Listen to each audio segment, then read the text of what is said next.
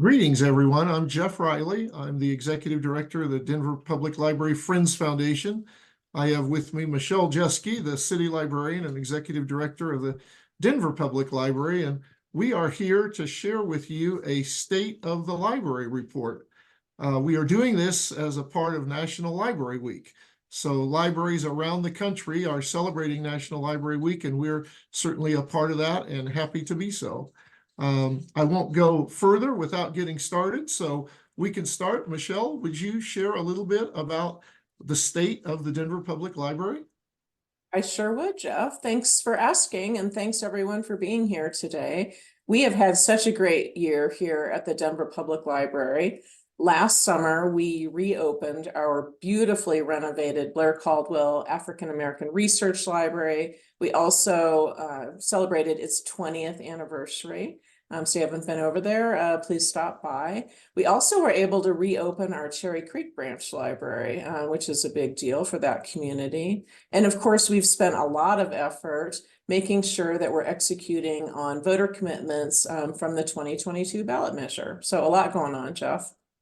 Yeah, thanks. I remember last year we were sharing about the 2I initiative, the Strong Library, Strong Denver initiative, and that was a big deal then, and I feel like it's kind of an even bigger deal now. Would you share a little bit about how the funds are being used from that ballot initiative that passed? I'd be happy to. As I said, we've been working really hard to make sure that we're spending the funds in the ways that we told the voters that we would. So that includes investing in our collections, we're diversifying them, we're buying additional titles and copies, and that's resulted in a 50% reduction in customer wait time for our most popular titles. We've also, in 2023, increased our hours system-wide by 16%.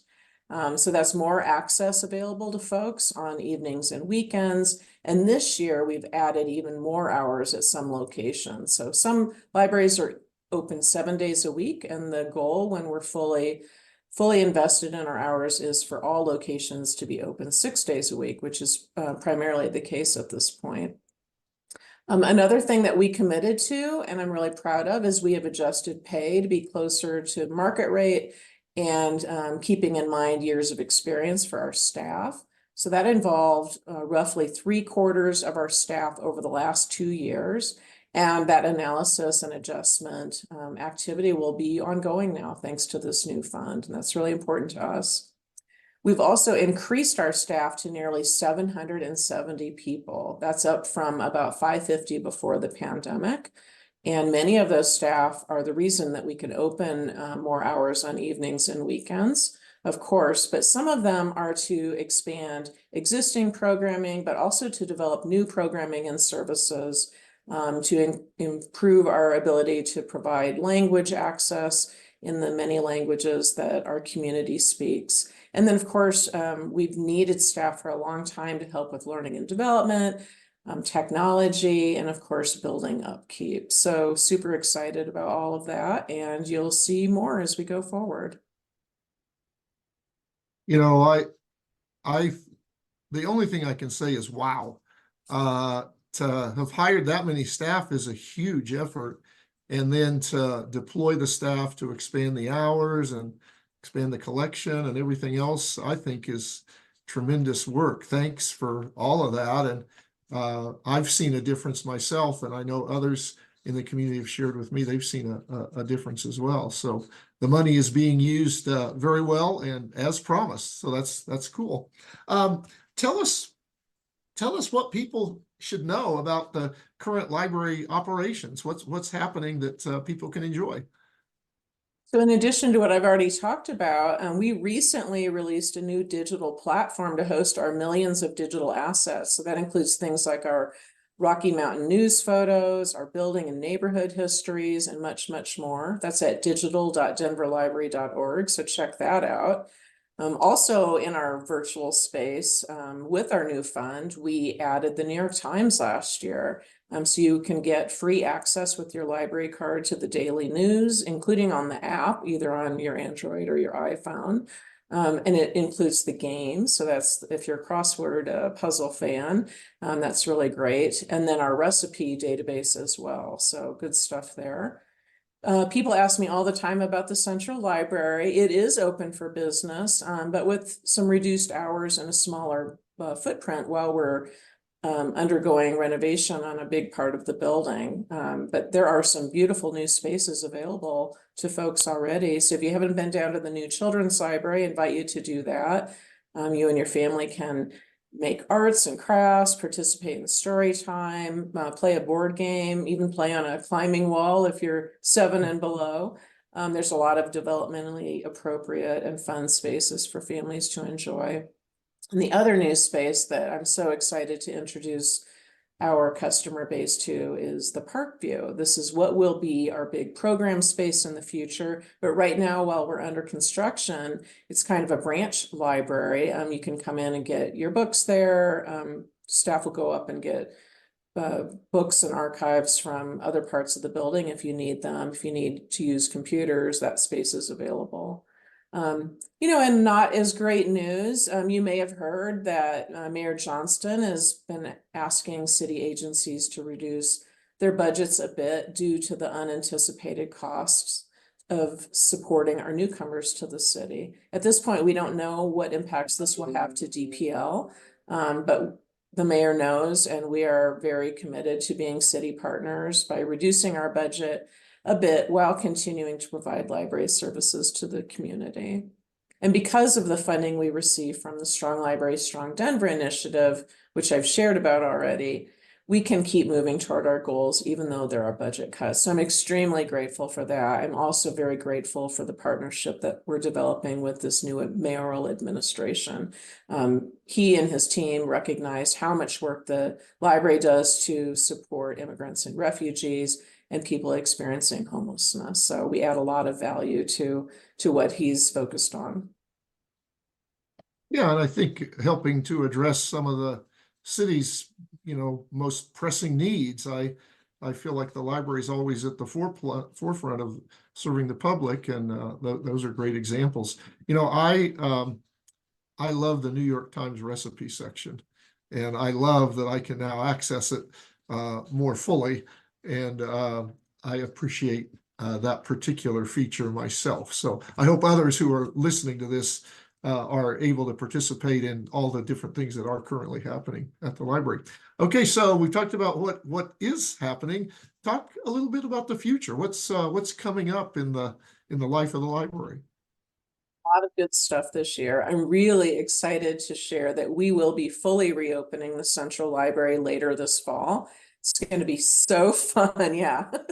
So fun to show everyone what's been going on behind the fence that has encircled this building for a few years. This is the first major renovation of the space in 30 years. So in addition to the 2 spaces I already talked about, Parkview and the Children's Library, there are other new exciting and renovated features that I'd like to mention. So we will have a new teen library, many new meeting and community rooms that will be free and bookable by folks online. And when you walk in, when we're fully reopened, you're going to experience a very different central library. You will see a wide open space. You will see some grand staircases, and you will really be able to have a much better understanding of what is available to you in this building and where to go for what. So I can't wait to introduce everyone back to what will be, to them, a new central library. It's very exciting. We also have new elevators, so they work much better than the ones that we had pre-pandemic, and we have beautiful new restrooms.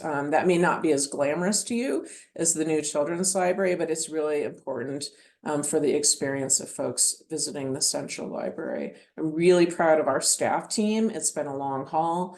Really, really proud of our design team and our construction team. And Jeff, I need to thank you and your board and your staff and all of your donors, because you provided so much support, both for advocacy over the last few years, but also in fundraising, and particularly for our Central Library renovation. So I don't have a date quite yet, but as soon as I do, we will be sure to let everyone know.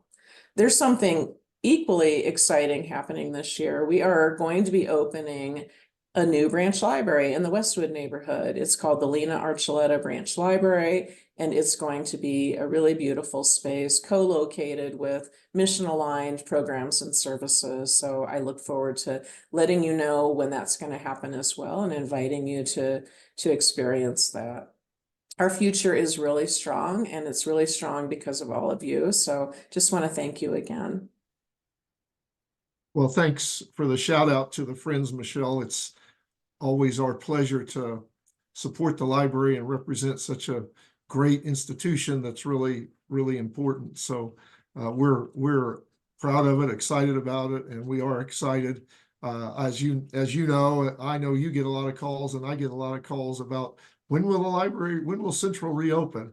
And it's coming, and it will be this year, and we will let you know a specific date when we get it. So I'm pretty excited about that myself. Any closing comments? Anything else you'd like to share about things happening at the library? Since your library, use us in person, use us online. There's so much to explore. We're always updating our website, denverlibrary.org, so keep up with that. I also invite you to always check out our beautiful monthly Engage magazine. It's National Poetry Month now in April, in addition to National Library Week. So there's a lot of fun activities happening. Thank you again for your time and your attention, and as always, your support. Thank you. All right. Thank you, Michelle. This is National Library Week, as I referenced. There'll be different activities happening every day. Today was State of the Library. It's happening, like I said, all over the country. Tomorrow is Appreciate Your Librarian Day. So look to our website, the Friends website, dplfriends.org, and you can learn about participating in National Library Week. And I thank you for watching this State of the Library address. Have a great week.